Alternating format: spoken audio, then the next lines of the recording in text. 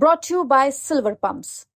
Top quality और consistent performance के लिए सिर्फ सिल्वर पंप नाम याद रखना। जिस एफआईआर में सर अभी गिरफ्तारी हुई है उसमें से सांसद भी जो है खुद उसमें जो है नेम्ड है उस मुकदमे में, तो क्या सर उनको भी कोई नोटिस जो है सर भेजा जाए? जल्द ही उनके द्वारा जो माननीय न्यायालय से उनको जो आदेश प्राप्त हुआ है वो उन्होंने विवेचक को दिया है।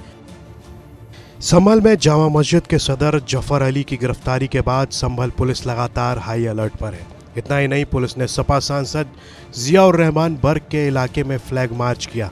अब इसके बाद लगातार कयास लगाए जा रहे हैं कि शाही जामा मस्जिद के सदर जफर अली के बाद कहीं सपा सांसद जियाउर रहमान को तो नहीं उठा ले जाएगी पुलिस। ये सबसे बड़ा सवाल सामने आ रहा है। वैसे भी हाल ही में सपा सांसद जियाउर रहमान बर्ग पर बिना नक्शा पास कराए मकान निर्माण का आरोप लगा था। इस मामले में अगली सुनवाई 5 अप्रैल को होनी है, लेकिन उसके साथ साथ संभल में 24 नवंबर 2024 को ही हिंसा के मामले में भी सपा सांसद जियाउर रहमान को नामजद किया गया था। संभल में 24 नवंबर 2024 को हुई हिंसा के मामले में अब तक का अपडेट ये है कि एसआईटी टीम ने 4 घंटे की पूछताछ के बाद जामा मस्जिद कमेटी के सदर जफर अली को गिरफ्तार कर लिया।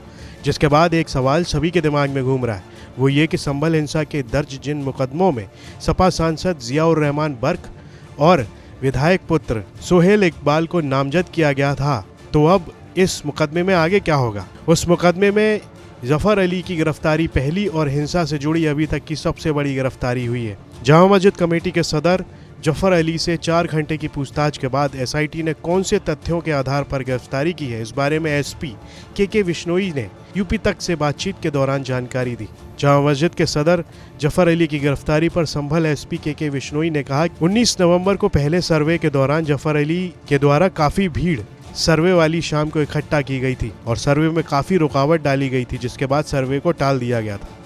संभल हिंसा के मामले में आज जामा मस्जिद कमेटी के सदर एडवोकेट जफर अली को गिरफ्तार किया गया है, लेकिन वो गिरफ्तारी किस आधार पर हुई, इस पर बात करने के लिए एसपी के बिश्नोई जी हमारे साथ मौजूद हैं। सर, आज जफर अली की से गिरफ्तारी हुई है, क्या कुछ हुआ है सर? जामा मस्जिद के जो सदर हैं उनको 19 तारीख को सबसे पहले इंटीमेट किया गया था। जो माननीय न्यायालय का आदेश हुआ था उसमें सर्वे करवाने का, तब भी उनको बताया गया था। तब भी उस दिन शाम को काफ़ी भीड़ उन्होंने इकट्ठी की और सर्वे में काफ़ी बाधा विघ्न डाला गया और उसके बाद में सर्वे टाल दिया गया। उसको फिर 23 तारीख की शाम को भी उनको इंटीमेट किया गया था।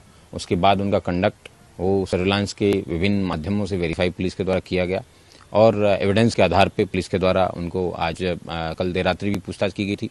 बाद में उनको अपने धार्मिक क्रियाकलापों के लिए छोड़ दिया गया था और सुबह में उनको 4 घंटे पूछताछ करने के बाद में हिरासत में लेकर उनको गिरफ्तार की गई और माननीय न्यायालय के सामने पेश किया गया। वहाँ से 2 दिन के लिए उनको रिमांड स्वीकृत हुआ है, वो जुडिशियल कस्टडी में भेजे गए हैं। यह वही केस है 235/24 जो कि क्रिमिनल कंस्पिरेसी इस पूरे मामले के अंदर किन किन लोगों की संलिप्तता थी और किस तरीके से इस घटना को अंजाम दिया गया, उसमें ये पहली गिरफ्तारी है। कौन से सेक्शन हैं जो सर जिसमें जो सर आज इनकी गिरफ्तारी? कई सारे सेक्शंस हैं जिसमें गिरफ्तारी की गई है, जो 190, 191, 221, 132, 125, 324, 196, 223 बी, 326 एफ, 230, 231, ये सब बीएनएस के सेक्शन हैं और सार्वजनिक संपत्ति निवारण अधिनियम के तहत ये अभियोग पंजीकृत किया गया था और इन सब चार्जेज जो है ये बखूबी जफर अली एडवोकेट के ऊपर ये पाए गए, तो उसी के आधार पर उनको गिरफ्तार करके जेल भेजा गया। एसपी के बिश्नोई ने बताया कि जिस मुकदमे में जफर अली की गिरफ्तारी हुई है, इसी मुकदमे में समाजवादी पार्टी के सांसद जियाउर रहमान बर्ग भी नामजद हैं, तो क्या उनको भी कोई नोटिस भेजा जाएगा? जिस एफआईआर में सर अभी गिरफ्तारी हुई है उसमें से सांसद भी जो है खुद उसमें जो है नेम्ड है उस मुकदमे में, तो क्या सर उनको भी कोई नोटिस जो है सर भेजा जाएगा? जल्द ही उनके द्वारा जो माननीय न्यायालय से उनको जो आदेश प्राप्त हुआ है वो उन्होंने विवेचक को दिया है और विवेचक द्वारा अपनी विवेचना है वो उसमें विधिक कार्रवाई सुनिश्चित की जाएगी और माननीय न्यायालय के जो भी आदेश हैं उनकी अनुपालना की जाएगी।